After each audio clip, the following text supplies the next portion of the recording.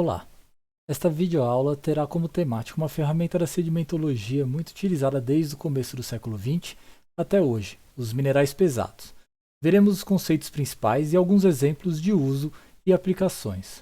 O conteúdo da videoaula abordará essas três questões: o que são minerais pesados, como separar e analisar os minerais pesados e por que separar e analisar os minerais pesados, com exemplos de aplicações econômicas, estratégias e de cunho mais básico na sedimentologia. De forma geral, os minerais pesados são os minerais que ocorrem no sedimento com densidade superior à do quartzo. Normalmente é indicado o limite de 2,89 ou arredondando 2,9, pois é a densidade do bromofórmio, um líquido tradicionalmente utilizado na separação. Em campo, os níveis de minerais pesados são reconhecidos por concentrações de minerais mais escuros, opacos, mas os minerais pesados incluem também e principalmente minerais transparentes. Dentre os minerais pesados transparentes, temos de ocorrência bastante comum os minerais formadores de rocha, como anfibólios, piroxênios, micas e muitas variedades de minerais acessórios, como zircão, rutilo, cianita, turmalina, epidoto e estaurolita, entre outros. Assim, os minerais pesados é um grupo que compreende uma grande variedade de minerais, com propriedades físicas diferentes, como densidade, dureza, cor, e propriedades químicas distintas, como estabilidade químicas distintas aos processos intempéricos e diagenéticos. Como normalmente os minerais pesados constituem somente uma pequena fração do depósito sedimentar, por volta de 1%, o estudo da Assembleia de Minerais Pesados necessita de separação prévia desses minerais por líquidos densos. Vários líquidos densos são ou foram utilizados na etapa laboratorial de separação de minerais pesados. Esses líquidos têm propriedades distintas e muitos possuem aplicação específica para a concentração de certa variedade de minerais pesados. Tradicionalmente, dois líquidos são os mais utilizados, o bromofórmio e o politungstato. O bromofórmio é o mais comum, principalmente no século passado. É um líquido solúvel em álcool, com baixa viscosidade em temperatura ambiente, mas de alta toxicidade, cancerígeno. Assim, necessita de uso de capela e EPIs. Tem um preço bastante acessível também. Já as variedades de poli, meta, tungstato de sódio ou lítio são sais solúveis em água, de baixa toxicidade, com uma viscosidade um pouco maior que o bromofórmio e o preço muito mais caro. O esquema básico laboratorial de separação de minerais pesados é este, por afundamento e filtragem do líquido para a separação do afundado, minerais pesados, e o sobrenadante, quartzo e feldspato principalmente. De forma a concentrar os minerais transparentes, separam-se os minerais magnéticos, normalmente opacos, com ímã de mão ou equipamento do tipo Frantz. Caso haja necessidade, por observação prévia em lupa, pode-se fazer ataques químicos para eliminação de crostas carbonáticas, ferruginosas ou argilosas que recobrem os grãos. Entretanto, isto é algo a ser evitado, pois algumas espécies de minerais pesados também podem ser eliminadas no processo. A análise da assembleia de minerais pesados é feita de modo inicial sob lupa ou no microscópio petrográfico, em lâminas provisórias ou permanentes. A análise sob microscópio petrográfico é a mais comum e barata, utilizada desde os primórdios até hoje em dia. Essa técnica permite a identificação pelas propriedades ópticas e quantificação da assembleia de minerais pesados. Entretanto, como todas as técnicas, ela possui limitações, como a dependência da experiência do operador ou grupos minerais com difícil distinção por propriedades ópticas sem análise química, como piroxênios e anfibólios. Assim, outras técnicas auxiliares podem ser utilizadas para melhor identificação e caracterização da assembleia de minerais pesados, como a difratometria de raio-x, microscopia eletrônica associada com as análises químicas EDS e WDS e espectrometria Raman. A correta identificação e quantificação dos minerais pesados é necessária para os estudos aplicados. Vamos a alguns exemplos. Como principal motivação para boa parte dos estudos científicos, temos a econômica. Muitos minerais pesados possuem valor econômico direto ou algum tipo de aplicação industrial. Os processos sedimentares muitas vezes concentram os minerais de maior densidade, formando os depósitos de tipo placer. Em praias, essas concentrações anômalas de minerais pesados ocorrem associadas a zonas de maior energia ou períodos de maior energia, como tempestades, e formam as manchas de sedimentos mais escuros, como essas observadas aqui, né? Ou aqui em uma visão de corte, os depósitos ricos em minerais pesados, esses níveis mais escuros, estão associados a períodos de maior energia, como evidenciado aqui pelas estruturas sedimentares. Essa concentração de minerais pesados específicos, com aplicações que podem ter aplicações industriais como o zircão, rutílio e a senita, eles podem ser explorados economicamente. Claro que de forma organizada, não dá para sair catando areia e colocando em um saco, somente para fins científicos e didáticos. É preciso ter estudos de viabilidade do depósito, volume, teor e, claro, impacto ambiental. Um exemplo bastante interessante é a pesquisa no litoral do Paraná, iniciada na década de 70 pela companhia CR Almeida e com desdobramentos na década de 80 pelo governo do estado do Paraná, inclusive com a implementação de uma lavra experimental. Aqui em amarelo estão destacadas as áreas requeridas de lavra. Observem que essas áreas estão atualmente em áreas de proteção ambiental, como por exemplo o Parque Nacional do Superagui. Os estudos preliminares indicam o volume e o teor dos depósitos, mas ainda indicavam a necessidade de maiores estudos para a verificação da viabilidade econômica.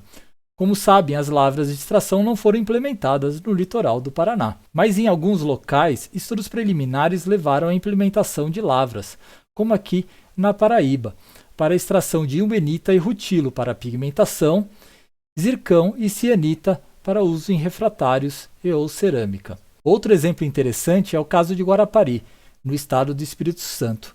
A cidade é famosa pelas praias de areias radioativas, pela abundância do mineral monazita, um fosfato de tório e elementos terras raras. As areias monazíticas de Guarapari eram procuradas por serem consideradas medicinais para, por exemplo, o alívio de dores crônicas. Esse efeito medicinal é contestado e pesquisado até hoje, mas as propriedades radioativas sabe-se que vêm do elemento tório, principalmente. Elemento esse que foi muito pesquisado durante as décadas de 50 até o início da década de 70 para os reatores nucleares e também como matéria-prima para a fabricação do urânio 233. Essa fonte barata e abundante de tório eram areias monazíticas como a de Guarapari, que foram contrabandeadas para os Estados Unidos na forma de lastro de navio. Essas são imagens de época de jornais a partir de 1951, quando o escândalo estourou na mídia, culminando em uma CPI em 1956. Aqui nesse site há uma interessantíssima matéria sobre o assunto que eu recomendo a todos que leiam com calma. O reconhecimento e a correta identificação de minerais pesados de interesse econômico é somente uma das aplicações. O estudo de minerais pesados é uma das principais ferramentas de estudo dos sedimentos arenosos e tem sido amplamente utilizado para responder questões mais básicas da geologia sedimentar. De onde veio o sedimento, que caminhos percorreu, como foi transportado e depositado, mas que muitas vezes tem aplicações práticas, como encontrar áreas potenciais de reservatórios de arenitos. Para isso, é preciso conhecer e entender os principais processos condicionantes da assembleia de minerais pesados. A disponibilidade de certa espécie mineral na área-fonte é fator determinante na sua ocorrência no depósito.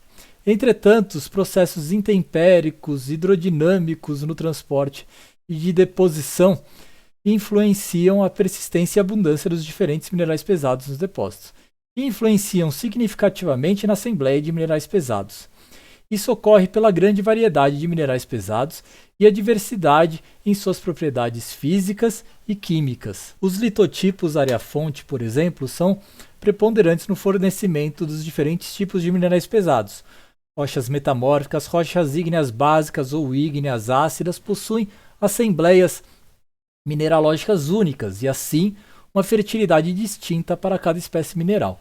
Além disso, os minerais dos diferentes litotipos reagem de modo diverso aos processos intempéricos de erosão, que são dependentes do ambiente geotectônico, do clima, da topografia, e também do litotipo.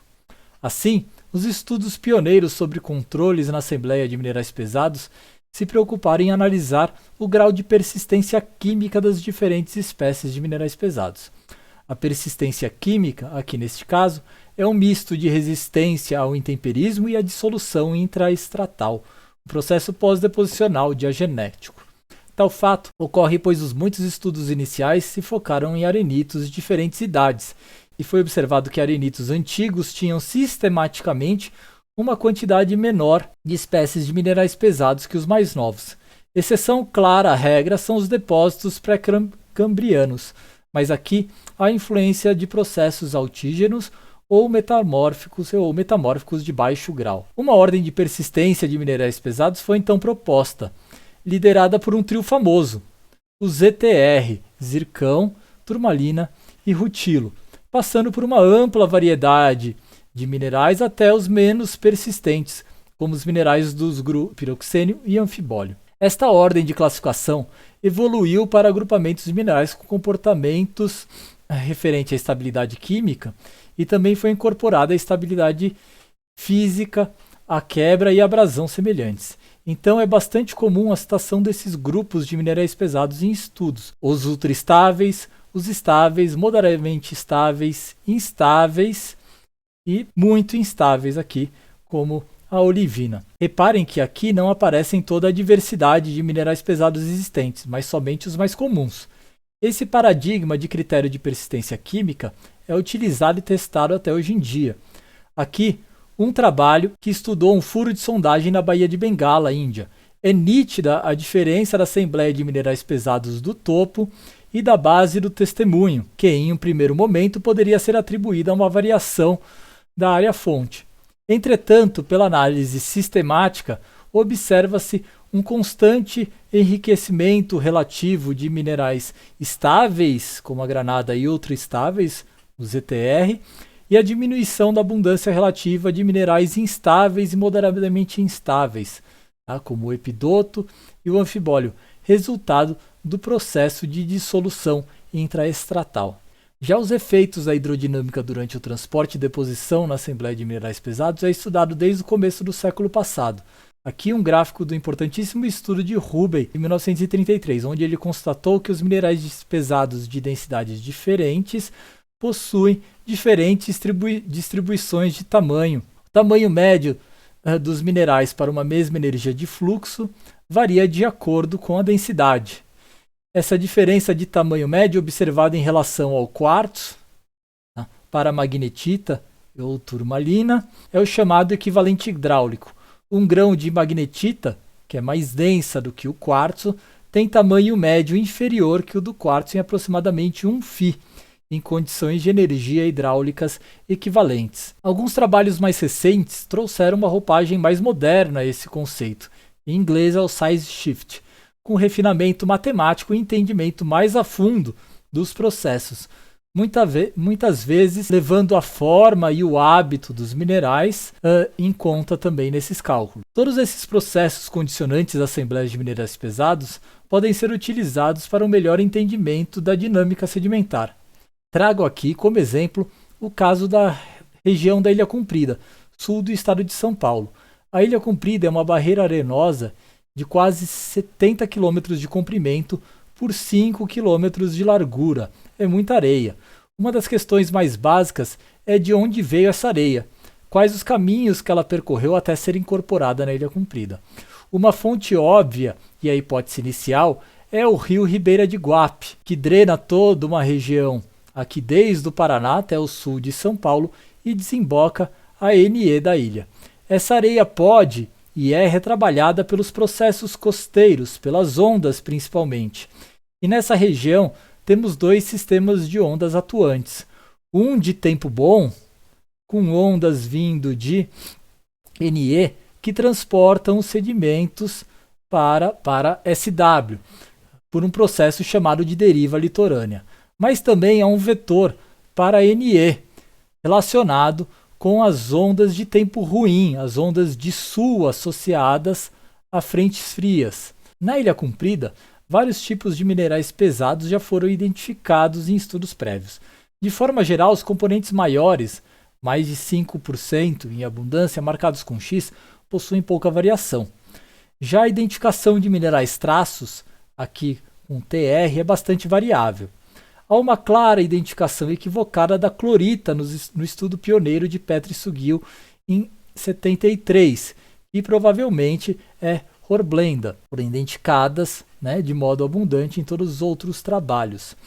Outro mineral também com identificação duvidosa é a perovskita, identificada por Tersly em 88. Ela tem uma grande importância, pois ela está associada a rochas alcalinas que se localizam ao sul e que indicariam uma fonte sedimentar a sul para os depósitos da Ilha Comprida. Durante o meu estudo e de outros autores, como por exemplo de Nascimento, do mesmo grupo de pesquisa, não achamos esse mineral nos sedimentos. Mas encontramos, eu e colaboradores, os minerais mais comuns e abundantes, como zircão, turmalina, rutilo, horblenda, cianita, estaurolita e epidoto, juntando uma ampla base de dados de todo o grupo de pesquisa que trabalhou na região, e ela estava de difícil interpretação. O índice ZTR, que reúne os ultraestáveis, que é muito utilizado, não estava indicando nada, ou menos nada do que a gente gostaria. O paradigma, até então, é que o índice ZTR indicaria a distância da área-fonte, pois os minerais mais resistentes teriam enriquecimento relativo conforme o avanço do transporte desde a área-fonte. Entretanto, começamos a observar que o índice ZTR mistura minerais de diferentes densidades, rutílio e zircão mais densos, turmalina menos densos, e passamos a olhar a densidade dos minerais mais comuns e abundantes na Assembleia de Minerais Pesados. Um ponto de partida foi o agrupamento de dois grupos, um dos menos densos, composto por horblenda, turmalina, silimanita e cianita, e dos mais densos, rutilo, zircão e granada. Reparem que o grupo do ZTR ficou separado, rutilo e zircão no grupo dos mais densos e turmalina dos menos densos. Com esses dois grupos, ficou claro um padrão onde os minerais pesados menos densos se concentram nas extremidades da ilha. Isso foi interpretado pela maior facilidade de transporte sedimentar dos minerais menos densos como indicativo de transporte resultante médio pela deriva litorânea desde um centro no sudoeste da ilha, região esta com indicativos de erosão, como falésias, que são fruto do balanço negativo de sedimentos na região. Mas ainda queríamos mais informações sobre a dinâmica sedimentar, então buscamos a ideia de índices de minerais pesados proposta por Morton e Hausworth em 1994, onde se utiliza minerais com características semelhantes, propriedades físicas e químicas, para verificar variações da proveniência. O índice clássico proposto por eles é o rutilo-zircão, que são ultraestáveis e têm hábitos e densidades semelhantes.